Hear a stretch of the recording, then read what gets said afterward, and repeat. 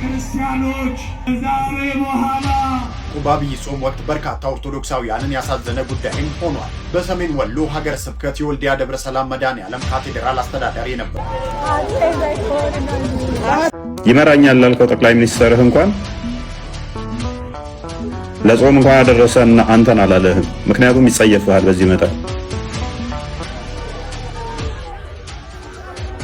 አንድ ክርስቲያን መጋቢት 5 የሚከበረው የአባታችን የአቡነ ገብረ መንፈስ ቅዱስ ዓመታዊ ክብረ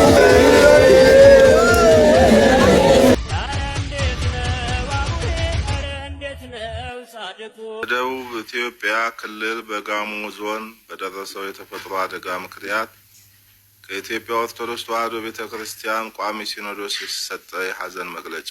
ሰላም ጤና ይስጥልኝ። ውድና የተከበራችሁ የንቁሃን ሚዲያ ሰዎች እንደምን አላችሁ? እንደምስጋችሁ እኔ አለሁ እግዚአብሔር ይመስገን። በያላችሁበት ሰላም ክርስቶስ ይብዛላችሁ። ዘራችሁ ወርሳችን በድጋሚ እጅግ ሰበር በሆነ መረጃ ተመልሼ መጥቻለሁ። በዛሬው ቪዲዮ የምንመለከተው እንግዲህ በዛሬው ዕለት መጋቢት 5 ታላቅ ቀን ነው። የጻድቁ አባታችን አቡነ ገብረ መንፈስ ቅዱስ ዓመታዊ መታሰቢያ ክብረ በዓል ነው። ታዲያ በዚህ ቀን ያው ሁልጊዜ ለጆሮአችን እንግዳ ያልሆነ ነገር ቀን በቀን እየሰማነው ያለው ነገር የኦርቶዶክሳውያን ጥቃት ዛሬም ቀጥሏል ማለት ነው። በወልዲያ የደብረ ሰላም መድኃኔዓለም አስተዳዳሪ የሆኑት መላከ ብርሃን አባ አይናለም አማረ ሃይማኖት ተኮር ጥቃት ደርሶባቸዋል። በጣም እጅግ ያሳዝናል። ነፍሳቸውን በጥርግነት ያኑርልን። እንግዲህ በመኖሪያ ቤታቸው ነው በጥይት ተገድለው ሞተዋል የሚባለው መረጃው ማለት ነው። መረጃውን አስደምጣችኋለሁ። ምን ማለት እንዳለብን ራሱ በዚህ ሰዓት ከባድ ነው ልናገርላችኋለሁ።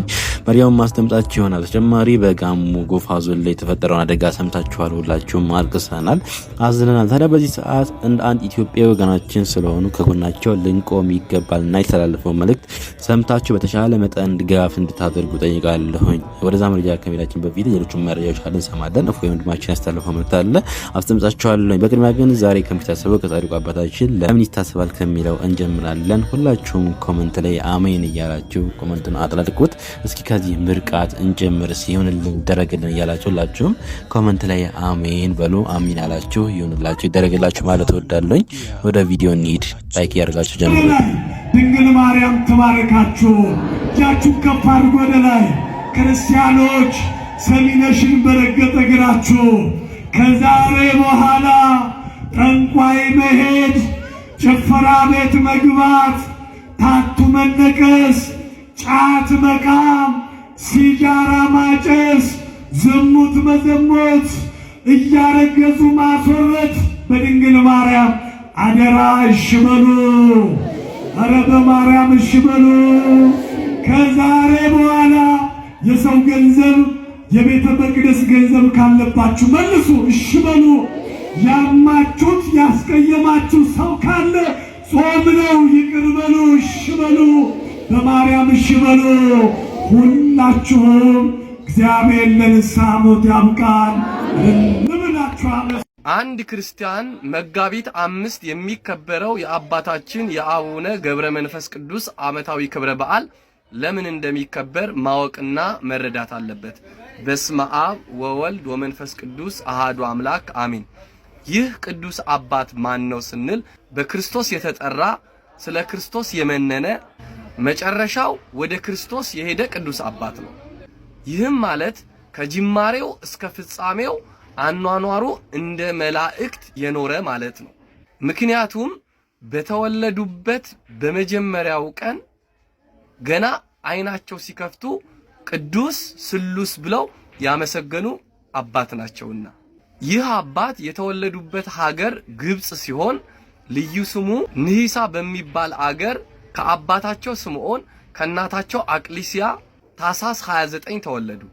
እድሜ ልካቸው እግዚአብሔርን እያመሰገኑ እግዚአብሔርን እያገለገሉ እንዲሁም ሀገራችን ኢትዮጵያ ገብተው ለሀገራችን ኢትዮጵያ 100 ዓመት ሙሉ ድንጋይ ነክሰው ቁልቁል ተደፍተው እየለመኑ የኖሩ መጋቢት 5 በ562 ዓመታቸው በስጋቸው ያረፉ ቅዱስ አባት ናቸው።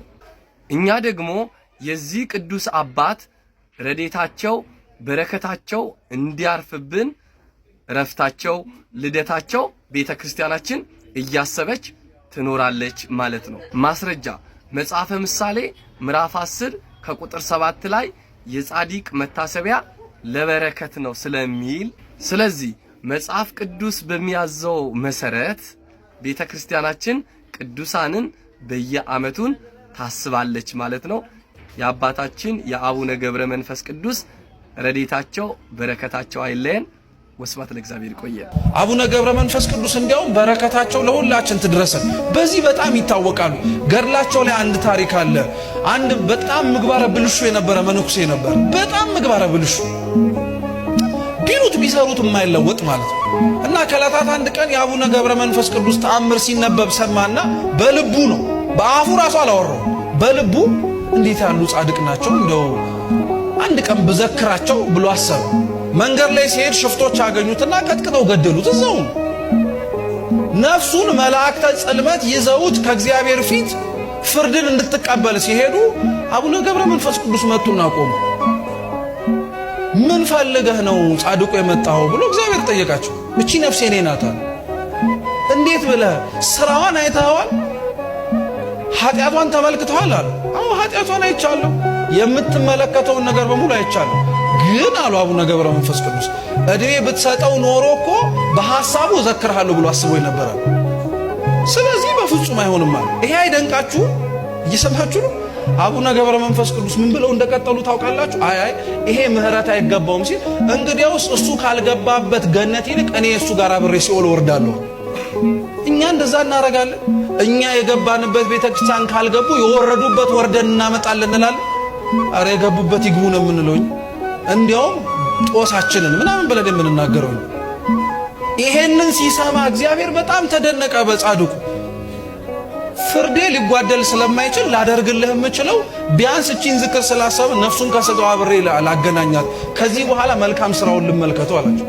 ነፍሱን ከስጋው አገናኝተው በጻድቁ ምልጃ ገነት እንዲገባ አድርገውታል። በረከታቸው ለሁላችን ትድረሰ። አሜን። የጻድቁ አባታችን አቡነ ገብረ መንፈስ ቅዱስ በረከታቸው ይደርብን፣ የሰማነውን በሕዝነ ልቦናችን ያሳድርብን፣ ለመምህራኖቻችን ቃለ ሕይወት ያሰማልን። አሁን ቀጥታ ወስዳችሁ ወደ ዋናው መረጃችን እንሄዳለን። እንደምታዩት የዚህ ቤተክርስቲያን አስተዳዳሪ የሆኑትን አባት ነው ያጣ ነው፣ ኦርቶዶክሳውያን ማለት ነው። ይህ ቤተክርስቲያን የሚገኘው እንግዲህ በወልዲያ ነው። ወልዲያ ደብረ ሰላም መድኃኔዓለም ቤተክርስቲያን አስተዳዳሪ የሆኑት አባት መልአከ ብርሃን አይን ዓለም አማራ የሚባሉትን አባት እንግዲህ ያለምንም ጥፋታቸው በግል ሃይማኖት ተኮር ጥቃት ደርሶባቸዋል ነው የተባለ የሚገኘው መረጃ ላስተምራችሁ። እጅግ በጣም ያሳዝናል። ካህኑ በሌሊት በተኙበት በቤታቸው በጥይት ተመተው ተገደሉ። በታላቁ በአብይ ጾም ወቅት በርካታ ኦርቶዶክሳውያንን ያሳዘነ ጉዳይም ሆኗል። በሰሜን ወሎ ሀገረ ስብከት የወልዲያ ደብረ ሰላም መድኃኔዓለም ካቴድራል አስተዳዳሪ የነበሩት መልአከ ምሕረት አባ አይን ዓለም አማረ ቆሞስ ሌሊት በመኖሪያ ቤታቸው ውስጥ በደረሰባቸው የጥይት ጥቃት ሕይወታቸው ማለፉ ተሰማ። በአባታችን ስርዓተ ቀብር ላይ የተገኙት የሰሜን ወሎ የደቡብ ወሎና ከሚሴ ሀገረ ስብከት ሊቀ ጳጳስ ብፁዕ አቡነ ኤርሚያስ ባስተላለፉት መሪር የሐዘን መግለጫ አባ አይን ዓለም የቤተ ክርስቲያንን ሀብትና ስርዓት አምልኮ ለማስከበር ሌት ተቀን ሲደክሙ የቆዩ ታማኝ አገልጋይ መሆናቸውን ገልጸዋል። ብፁዕነታቸው አክለውም ለዚህ ቀና አገልጋይ መሞት ምክንያት የሆነ ሰው ባይወለድ ይሻለው ነበር በማለት ድርጊቱን በጽኑ አውግዘዋል። ምዕመናንም ለአገልጋዮቻቸው ጥበቃ እንዲያደርጉ አባታዊ መመሪያ ሰጥተዋል። በ60 ዓመታቸው ከዚህ ዓለም ድካም ያረፉት የአባታችን ስርዓተ ቀብር ብፁዕ አቡነ ኤርሚያስ የየአድባራቱ አስተዳዳሪዎች፣ የሰንበት ትምህርት ቤት ወጣቶችና በርካታ ምዕመናን በተገኙበት በታላቅ ሐዘን ተፈጽሟል። ፈጣሪ የአባታችንን ነፍስ በአብርሃም በይስሐቅና በያዕቆብ እቅፍ ያኑርልን። አሜን። ኦርቶዶክሳውያን እንደሰማችሁት ነው። በጣም እንደተጠላን ያየሁበት ዘመን ቢሆን ይህ ጊዜ ነው። እውነት እላቸዋለሁ። ይህን ቪዲዮ ላሳያቸው። ወንድማችን በጣም በእንድ የተናገረበት ቪዲዮ ነው። ይመራኛል ላልከው ጠቅላይ ሚኒስትርህ እንኳን ለጾም እንኳን ያደረሰን አንተን አላለህም። ምክንያቱም ይጸየፍሃል። በዚህ መጠን እንኳን ያደረሰ ብላችኋል ብሏል እንደ ክርስቲያን አላየውም። ሰኞ ቀን ነበር ጾም ሊገባ የነበረው። እሁድ ቀን እንኳን ለረመዳን ጾም አደረሳችሁ ብሎ ሮብ ለሚገባው ጾም ማለት ነው ለነሱ እንደዛ ነው ያለው። ክርስቲያኖች ውስጥ ምንም አልተባለ። ያው በዚህ ልክ ተሰየማቸው። ባንኮች ራሱ ሙስሊሞች ጋር እየሄዱ እንትን የሚሉት አሁን ክርስቲያኖች ጾም ነው ሁሉም ወደዛ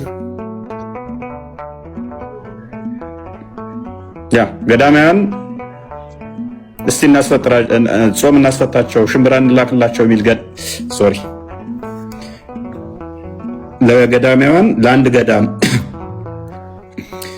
ከጾማቸው በኋላ ሽምብራ መግዣ ልላክላቸው የሚል ገዳም ገጥሞ ሶሪ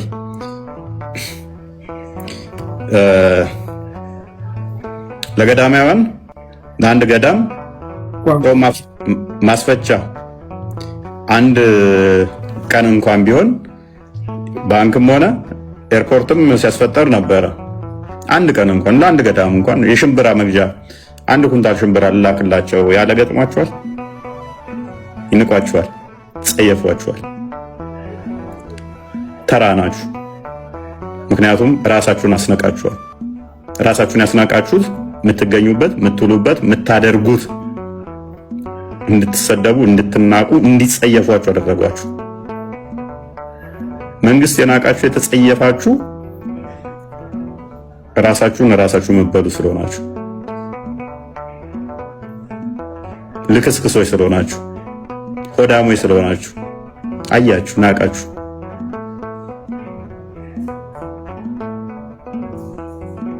ተጸየፋችሁ።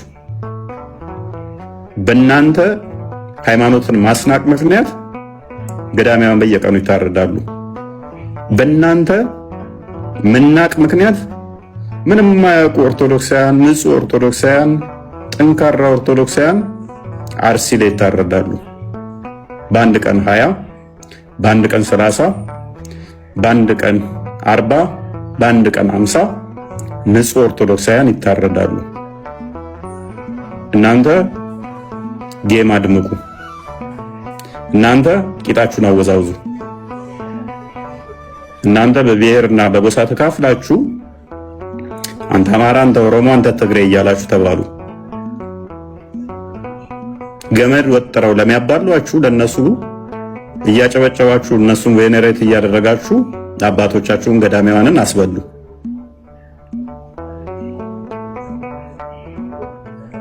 ኤክስ የሚባል ለአማራው ያስነሳላችኋል። ዋይ የሚባል ለኦሮሞ ያስነሳላችኋል። ዜድ የሚባል ለትግሬው ያስነሳላችኋል። ገመድ ትጓተታላችሁ፣ አባቶቻችሁን ታስበላላችሁ። እነኚህ ሶስቱ አካላት በትንሹ ሌሎችንም ጨምሮ ገመድ ሲጓተቱ ገንዘብ ይሰራሉ። ጥሩ ገንዘብ ይሰራሉ። አሪፍ ቢዝነስ አላት መሰለኝ። እውቅና ያመጣሉ፣ ገንዘብ ይሰራሉ እነሱ። አጨብጫቢው አለቅላቂው የኤክስ ደጋፊ ዋይን ይሳደባል። ዋይን ሰው የሚሳደበው የዋይ ብሔር ነው የሚሳደበው። የዋይ ደጋፊ ደግሞ የዜድ ብሔረሰቦችን ይሳደባል። ከስር ተመልካቹ ደግሞ ይኸው ኤክሶች እኛን እየሰደቡ አይደል እንደ እኛ ምንም ባላወቅ ነው ይልና ጥላቻን ሃይማኖት ላይ ይዛል። ጥሩ አድርገው ቀምረውላችኋል። እርስ በርስ ያገዳድላችኋል። እርስ በርስ ያባላችኋል። ገመዱን ብቻ መጎተት ነው የሚጠበቅባቸው እነሱ። ከላይ ያሉት እነኚህ ሶስቱን ብቻ ማጥበቅ ነው። ቀዝቀዝ ሲል ኤክስ ለምን ዝም አልኩ ዋይን ረገጥ አድርገው ማለት ነው። ኤክስ ዋይን ረገጥ ሲያደርገው የዋይ ደጋፊዎች አለም ብለው ይመጣሉ። እንደሰማችሁት ወንድማችን እግዚአብሔር ያክብር። እየተሰራብን ያለው አሻጥር ይህ ነው። በአይናችን እያየ ነው፣ በጆሮአችን እየሰማ ነው ያለው ነገር ነው ማለት ነው። እግዚአብሔር አሁንም ፍርዱን ይስጥ ነው የምለው ደግሜ ደጋግሜ የምናገረው ይህን ቃል ነውና ምንም ከዚህ ውጭ ሌላ ምን አማራጭ ስለሌለም ማለት ነው። ወደ ጎፋው እንሂድ። አቤቱ የሆነብንን አስብ፣ ዳግመኛ አትቅጣን፣ በደላችንን ይቅር በለን እያሉ ደጉ የጋሞ ሕዝብ ፈጣሪውን በንስሐ እየተማጸነ ይገኛል።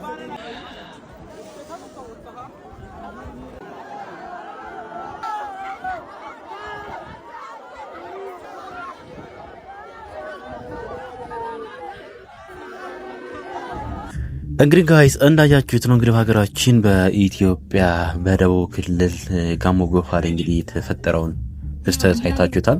በጣም እጅግ የሚያሳዝን ነገር ነው። መላው ኢትዮጵያውያንን ያሳዘነ ጉዳይ ያየ ነው። ከመቶ ምናምን በላይ ኢትዮጵያውያን እንግዲህ በአንድ ቅጽበት ውስጥ የተፈጠረ ክስተት ያጣንበት ክስተት እንደሆነ ይታወቃልና በተቻለ መጠን ይህን ቪዲዮ ይዤ የመጣሁበትን ዓላማ እንድታሰብኩልኝ ይህኛውን ቪዲዮ አስደምጣችኋለሁ። በዚህ ሰዓት የሚያስፈልጋቸው ይህ ስለሆነ ሌላው ነፍሳቸውን በጥርግነት ያንዱሉ ምንም ማድረግ አይቻልም። በጋሞ ዞን በደረሰው አደጋ ምክንያት ህይወታቸውን በሞት ላጡ ወገኖቻችን እግዚአብሔር ነፍሳቸውን በክብር ይቀበልልን። በአሁኑ ወቅት በእግር ረጅም እንቅስቃሴ ማድረግ ባለመቻሌ ምክንያት የወገኖችን ሐዘን በአካል በቦታው ተገኝቼ መካፈል አልቻልኩም። በመሬት ናዳው ምክንያት ቤተሰቦቻቸውን በሞት ያጡና በአደጋው ምክንያት ከአካባቢ የተፈናቀሉ ወገኖቻችን የኛን ድጋፍ ይፈልጋሉ። በዞኑ መንግስት እውቅና የተዘጋጁ የባንክ አካውንቶች አሉ፣ ከታች አስቀምጥላችኋለሁ። ለመላው ለጋሞ ህዝብ እግዚአብሔር መጽናናቱን ይስጣችሁ። ወልድ ወመንፈስ ቅዱስ አሐዱ አምላክ አሜን። በደቡብ ኢትዮጵያ ክልል በጋሞ ዞን በደረሰው የተፈጥሮ አደጋ ምክንያት ከኢትዮጵያ ኦርቶዶክስ ተዋሕዶ ቤተክርስቲያን ቋሚ ሲኖዶስ የተሰጠ የሐዘን መግለጫ መጋቢት 2 ቀን 2018 ዓ.ም በጋሞ ዞን 3 ወረዳዎች በደረሰ የመሬት መንሸራተት እና የጎርፍ አደጋ ምክንያት ህይወታቸውን ያጡ ወገኖቻችንን ዜና ሞት የሰማነው በጥልቅ ሐዘን ነው። ከዚሁም ጋር እስካሁን የደረሱበት ያልታወቀ ከመኖሪያቸው የተፈናቀሉና ቤት ንብረታቸው የወደመባቸው በርካታ ወገኖች መኖራቸው ደግሞ ሐዘናችንን የበለጠ ከባድ እንዲሆን አድርጎታል። በዚህ እጅግ አስደንጋጭና ልብ የሚሰብር ድንገተኛ የተፈጥሮ አደጋ ምክንያት የደረሰው የወገኖቻችን ህልፈትም እኛን ኢትዮጵያውያኑን ብቻ ሳይሆን ክቡር ለሆነው የሰው ልጅ ህይወት ክብር ያለውን ፍጥረተሰብ ሁሉ በእጅጉ አሳዝኗል። በዚህ ድንገተኛ የተፈጥሮ አደጋ ምክንያት ከቀያቸው የተፈናቀሉትን ቤትና ንብረታቸው የወደመባቸውን ወገኖች በዘላቂነት ለማቋቋም በሚደረገው ጥረት ሁሉም ማህበረሰብና በጎ አድራጊ የእርዳታ ተቋማት የበኩላችሁን ወገናዊ ድጋፍ እንድታደርጉ ቋሚ ሲኖዶስ ጥሪውን ያስተላልፋል።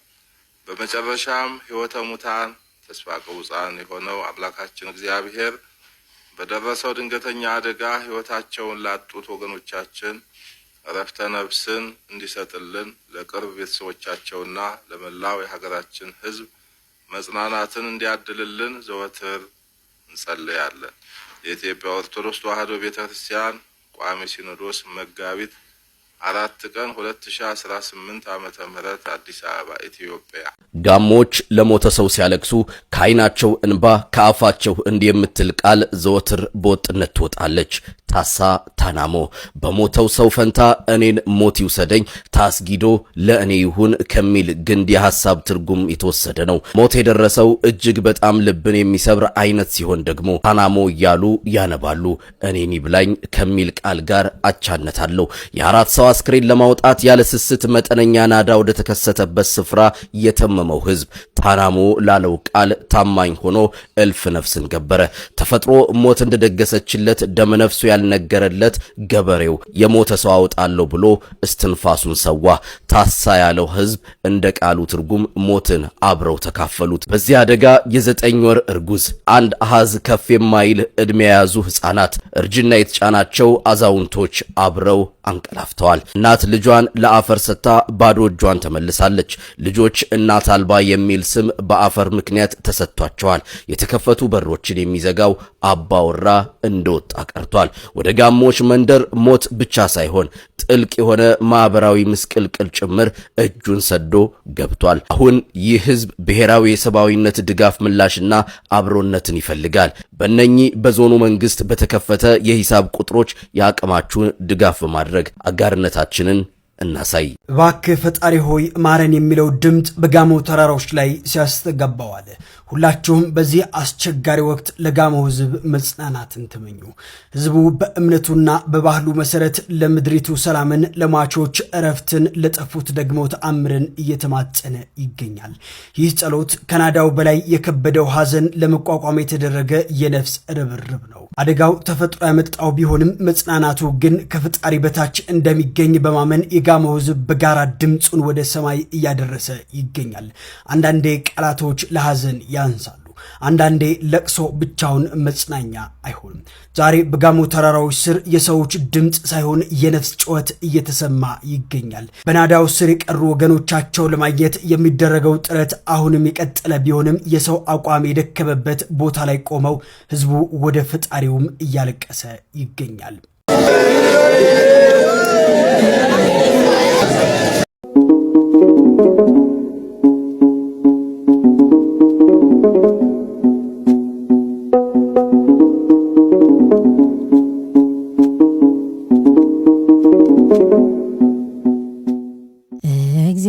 እግዚአብሔር የወደቁትን ያነሳል፣ የተረሱትን ያስታውሳል፣ የተናቁትን ያከብራል። አንተ በክብር ላይ ክብርን ስትጨምር እረኛው ይሾማል በንጉሥ ወንበር። ጌታ ትወዳለህ የተናቁትን አንተ ልብን እንጂ አታይም ፊትን። እግዚአብሔር የወደቁትን ያነሳል፣ የተረሱትን ያስታውሳል፣ የተናቁትን ያከብራል። ኢትዮጵያንና ኤርትራውያን እንኳን ለጻድቁ ለአቡነ ገብረ መንፈስ ቅዱስ የእረፍት በዓል በሰላም በጤና በፍቅር አደረሳችሁ አደረሰን። እንግዲህ የጻድቁ የአቡነ ገብረ መንፈስ ቅዱስን አዲሱን ቤተ መቅደስ እየገነባን እንገኛለን። በዛሬው ዕለት እንግዲህ እናሳኳለን ብለን እናስባለን። 1203 ኦርቶዶክሳውያን ለጻድቁ ለአቡነ ገብረ መንፈስ ቅዱስ ቤተ ክርስቲያን ማሰሪያ አሸዋ የሚገዙ፣ ጠጠር የሚገዙ፣ ፌሮ የሚገዙ፣ ሲሚንቶ የሚገዙ፣ የጻድቁን በረከት የሚወስዱ እንፈልጋለን። ቤትህን የሰራ ያሰራ በረከትን ይወስዳል ተብሏልና ይህ ቃል ኪዳን ተፈጻሚ ይሆናል። ቤቱን የምትሰሩ ለቤቱ እጃችሁን የምትዘረጉ የጻድቁን በረከት ትወስዳላችሁ ማለት ነው። ግዴላችሁን ባለማተቦች እንረባረብና የጻድቁ የአቡነ ገብረ መንፈስ ቅዱስን ቤተክርስቲያን ሰርተን እናጠናቅቅ። ከዚህኛው ከድሮ ቤተ መቅደስ አውጥተን አዲሱ ሰፊው ቤተ መቅደስ ላይ እናስገባ። እንደ ሰለሞን እናንተንም እኔንም መርጦን ነው እንግዲህ የጻድቁን ቤት እንድንሰራ የፈቀደልን። ሁሉም ባለማተብ እዚህ ላይ ይረባረብ። አረ እንዴት ነው አቡሄ፣ አረ እንዴት ነው